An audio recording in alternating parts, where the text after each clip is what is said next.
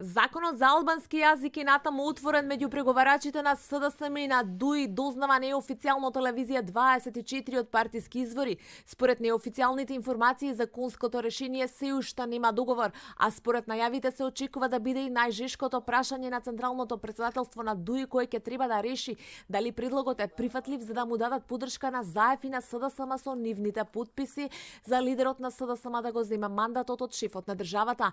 Неофицијално, иако од ДУИ не откриваат детали од предлог законот, а ниту од СДСМ, од мала речица порачуваат дека тој не се однесува на целосна двојазичност, што е барање од програмата на ДУИ од платформата на албанските партии во земјава.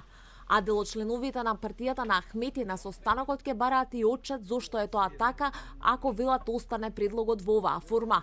Од друга страна, пак дел од функционерите кои беа најгласни против коалиција со ВМРО ДПМН вела дека законот за албанскиот јазик е согласно уставот и Охридскиот рамковен договор и таков треба да биде прифатлив за сите.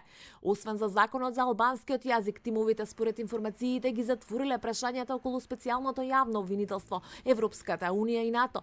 Се разговара и за двете изборни програми на партиите, а тие треба да се усогласат. Комуникацијата и контактите меѓу преговарачите на СДСМ и ДУИ понатаму продолжува.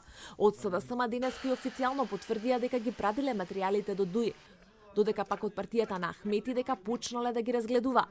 Дека одлуката за ДУИ е многу важна, денеска повторил лидерот на партијата и пред турската амбасадорка во земјава и порачал Ахмети дека ДУИ токму затоа не треба да брза. И додека се чека одлуката од мала речица, податоците од најновата анкета на М-Проспект, нарачана од Телма, покажуваат дека доколку сега има избори, СДСМ и ВМРО ДПМН ќе бидат изедначени, а ДУИ би го загубила приматот на победник во албанскиот блок. Пред неа би била Беса.